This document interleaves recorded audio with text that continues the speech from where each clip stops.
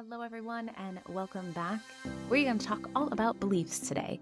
And it might sound really simple, but for me, I was very much trapped in many beliefs about myself before I woke up. And it wasn't until I understood how this universe works that allowed me to actually undo them, release them, and actually move on with my life.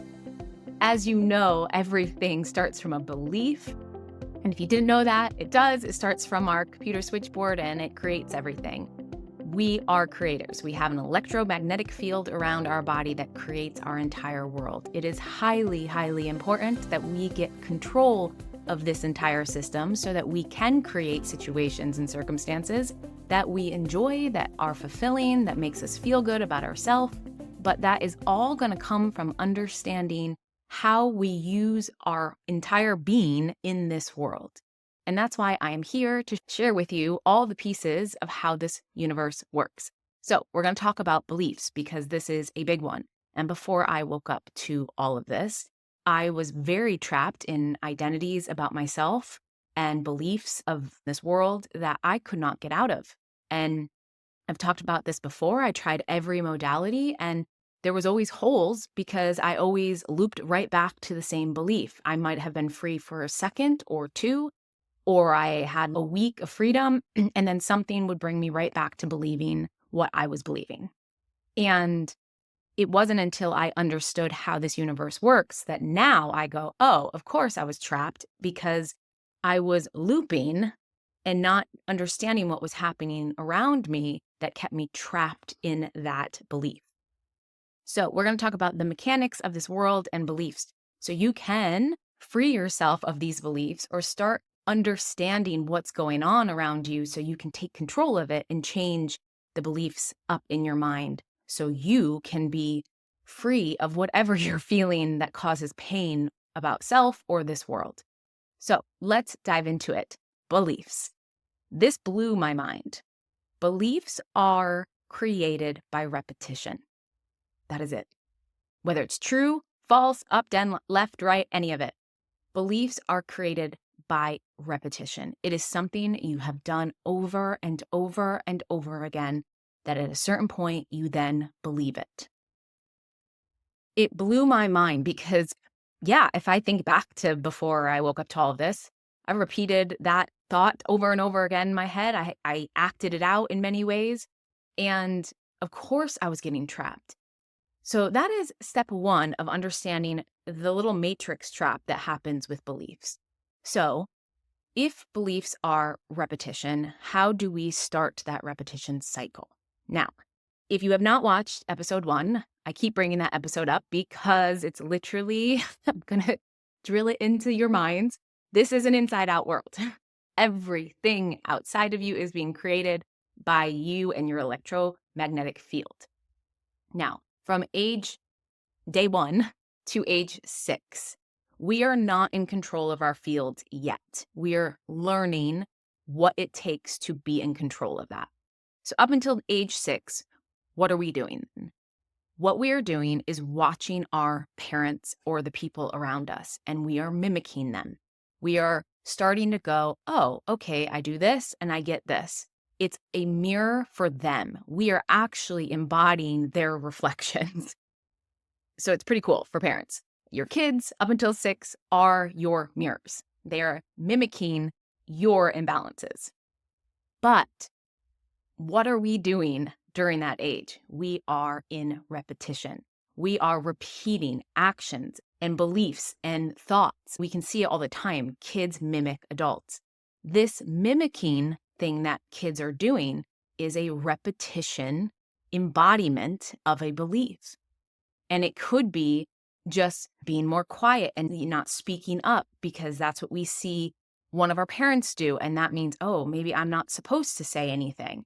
And then they shut down and go, okay, maybe my thoughts aren't correct. Maybe my intuition isn't correct and I should just be quiet. And they start repeating that action over and over again. Now, by age 6, that's when we decide what we are going to believe and continue to embody. And that's when beliefs are starting to instill in our mind. We are starting to go, oh, this is true. And this is where then our creator field starts to create our world. So the repetition from age 0, day 1, to age 6 is us embodying a belief, many of them, by repetition.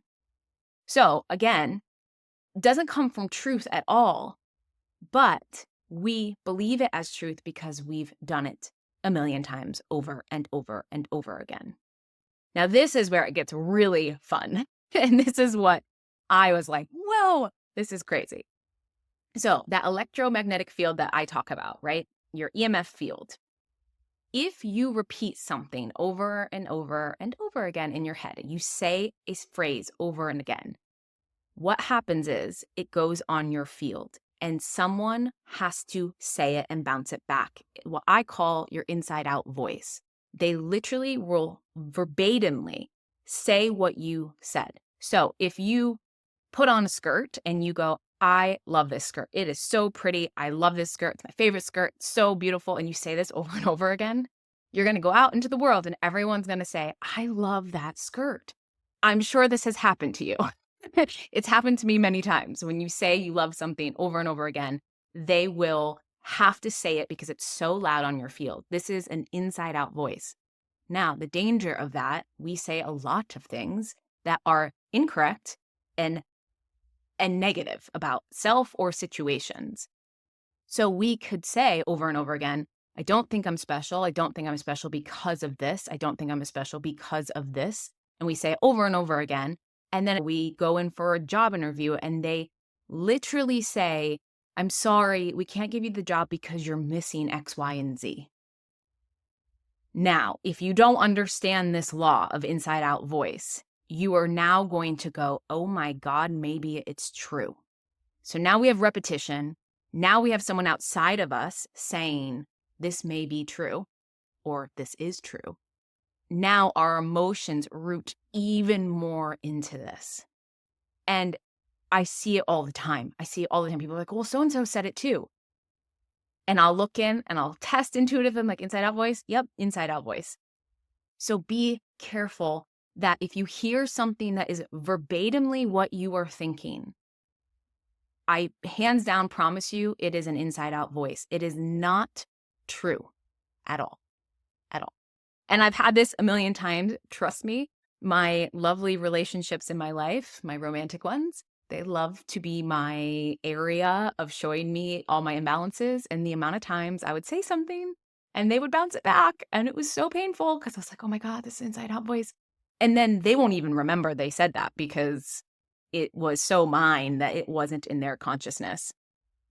It is an eye opener once you understand inside out voice, because again, now we have something outside of us now literally making us root into this belief even more. Super dangerous because now we're rooted emotionally. Now, if you understand inside out voice, what I would do in these situations, now I'm like, okay, in the moment, I'm like, is this inside out voice? Yes. Okay. My emotions will release and go, this isn't true. It's just because I've said this a million times. That's different, right? My emotions are not attaching. It's actually detaching from it. But before I understood this, I would root into it even more. Now, let's say we root into it. We're now emotionally more rooted, and our emotions, think of it as fuel to a belief. The more emotionally rooted we're to something, the more we push it out into our world and it comes back to us, good and bad. So now we're more emotionally rooted and we're now starting to really feel this so much that it's really starting to create an imbalance in our life. This is where we start to create what I call reflections, that inside out world. We start to create what we're doing to ourselves is being sent out and coming right back to us. Now, the danger of this, we now create situations that could cause trauma, right? We think back to all those things that we've gone through and it's super big and very traumatic. So now we have something that is created that is even more traumatic. So now we don't think we're special because we're missing X, Y, and Z. So now we pull in a partner and they leave us and cheat on us and say, so-and-so just has something that you don't have and I'm not in love with you anymore. Now that is, you're going through a situation now that is embodying that emotion and that belief that you've been thinking since you were 2 years old. So now you have trauma. Now you have this situation that is now backing up you not being special because you are missing X, Y, and Z. So Mm. now we're even more emotionally rooted to this identity. And this is where it gets even more dangerous, right? Because we're now stacking on all of these things when, again, if we take that scenario, if you understand that this is an inside out world and that it's a reflection going on, I don't feel special because I feel like I'm missing something. That's how this person's making me feel. Well, that means I must feel that about myself. So if I shift that inside, they won't feel it anymore. And I can promise you, I've done this. I've had relationships where the person left me and I would go shift it and they would come right back like it was nothing. And it is just reflections going on. So now in my life, I detach from it as truth. I go, oh, I'm imbalanced with something. I need to go shift it over here. And then it comes back. And that's as simple as it is. But before, well, simple. Reflections are simple, but they're also super complex. um, but before, again, all of this, I would go through the situation, have the trauma, and it all play out and go, oh my God, this is even more right. My life is literally proving to me that I'm not special because I'm missing X, Y, and Z. So we have repetition. Then we have inside out voice. Then we have reflections and trauma and circumstances backing it up even more. Let's go a step farther. As we go through our life, we have memories of all this. And this blew me again out of the water when I understood this. Memories are completely inaccurate. We're talking maybe 11% accurate. The fact that we use eyewitnesses to testify in cases is absolutely insane. I think this whole episode, I'm like, oh my God, this is all insane. Because to me, it's like, But memories are not accurate. They were never there to pull in information and stay. They're actually there to help us root into things. So memories are altered every time you think about a memory. You actually are rooting more into that identity. You're thinking about that trauma situation, the boyfriend who cheated on you and left you for so and so. And now you're remembering details and situations and things that the person said. And it's the details that put anchors into it. But the problem is the details are actually incorrect. You are actually creating details because of that belief you're feeling. So the more you believe that belief, you are now creating details that back it up. You could think, oh, he said X, Y, and Z, and he actually didn't say it. He did this little action or she did this little action, and that never happened. It's because that belief is so loud in you, you're actually starting to paint a memory that's not true. And I know that might be crazy because you go, nope, I remember back in the day, this is how it was. And trust me, I've done this a million times where I have taken a client and they had a belief of when they were young, and I've been able to completely let them free by getting them to see the entire picture of something, the truth. And then that memory just disappears. But I want you to know that memories are not accurate. So if you're using memories to back up a belief, I promise you, you're not seeing accurate information. So again, a trap that keeps us in this big bubble of an identity that just is feeding us so incorrectly. And you're looping. And that's how I was. I was looping in this belief. The whole world and all these things were playing out. I didn't feel special and they were all being played out. Now, when I started to wake up to all of this, that is when my life changed. When I realized, okay, these things are all going on, which means I have to do the opposite of all of it to undo these programs. And it sounds like a lot of work, and it is. I will say it's the embodiment of things in the spiritual world that makes it, most people, they don't do it. They'll take this information in and then completely not insert it into their everyday life. If you work with me in sessions, you'll see all the time, I give people homework assignments that they have to do a 1% thing every day. Why? Because I need them, because I've done it, to embody a different repetition action that starts to undo the old one. We do have neural pathways. So when you have that repetition, you're creating a massive neural pathway. You have to create a new one. And at a certain point, the brain regenerates, which is actually absurdly crazy. You can undo everything in your mind and create completely new ones. And it's nuts because I will say, since I've done this, my past does not look the same as how I used to look at it. I tried to bring up examples to share so I can be relatable and I understand the past and where I've come from. But so many details I don't remember anymore, or they're completely different. I see them very differently because I've completely changed my program in my mind. So just know that it's repetition that we have to undo a belief with, right? Now, there is a faster way of doing it, and that is like in a session. Many times, if a client has a belief, I can go in intuitively into their subconscious mind and figure out what makes them believe all this, and I can see all the situations and circumstances that back it up. And then I can break all of those beliefs really quickly by giving the higher frequency understanding, similar to giving information right here, right? It's starting to break the brain into seeing a higher state of living. When we get to that place, our brain can quickly let go of beliefs. So there is a very quick way of doing it. But I will say repetition still is super important at times. That's why I still give it to clients to make sure that we walk the walk, that we are embodying a different persona, a different way of being. If we want to love ourselves unconditionally, we are going to have to embody a person that does that.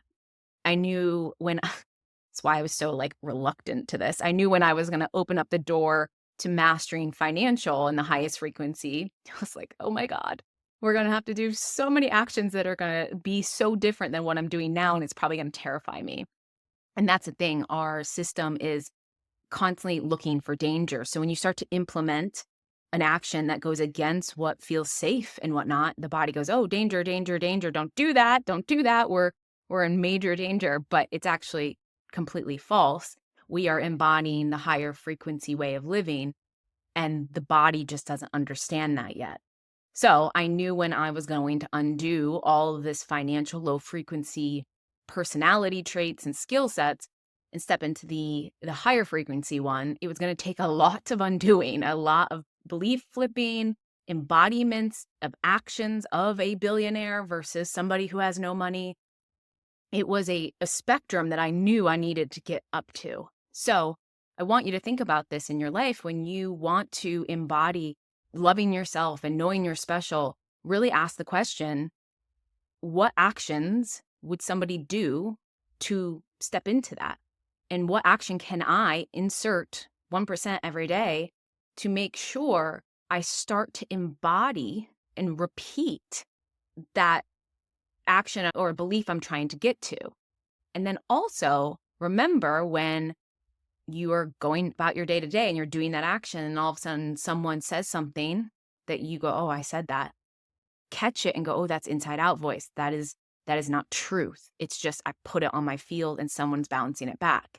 Then if somebody plays out a scenario that makes you feel the thing that you're trying to get rid of, just go, cool. That just means that's the next piece of the healing that needs to happen in me. This is just an inside out world. They're just playing out where I'm imbalanced. Don't latch on to these things as truth, because that is what's going to keep you locked into that belief. You will never be set free of that belief if you don't understand these things playing out, because that is where I was. I was very trapped in an identity that I believed so hard. So like, this is just the way it is because of all of these things going on. And I did have a deep knowing, like, there has to be something different. Like, this doesn't make any sense. And so that's what brought me to my soul pull and figuring out, well, what does make sense? And then once I was starting to play with these variables, that's when I was starting to completely reprogram my brain and beliefs and start to create a world that I enjoyed. Because, of course, I wanted to have relationships that made me feel special and a deep love with somebody. And of course, I wanted a job that fulfilled me and made me feel like I could help people, and that made me feel special. There was a lot I was wanting to create in my life, but I couldn't because of those beliefs of not feeling special. Then once I healed all of that within me, the outside world started to mimic that back, that I was special and that I knew I was that.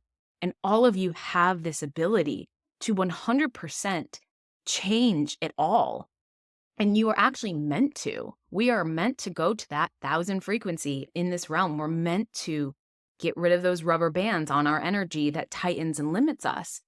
But we want to really understand how to do that. It can't be, and I think I've said this on here, and if you know me, you know I say all this stuff about sometimes not loving the spiritual world. And the reason for that is it's missing so many components of how this actually works. So just saying a mantra all day of, I am special, it won't work because you're not repeating an embodiment. Remember, as a kid, you're mimicking something. You're mimicking actions. So now you have the belief and then you embody it. Just saying, I am special all day long is not an embodiment of something. So nothing is going to be reprogrammed. You have to embody things. And this is where a lot of people think the spiritual world doesn't work, because I will say, I was there, 98% of it doesn't, because it's missing the mechanics of how everything is built. And if you understand that and you play with it correctly, this world is one magical, energetic explosion of perfection. It's a formula, but these are the pieces you have to understand so that you can actually start to undo it properly and then get the outcome you're wanting. So for me, knowing how to debunk beliefs and actually shift it in my being was a big part of me being in control of my life.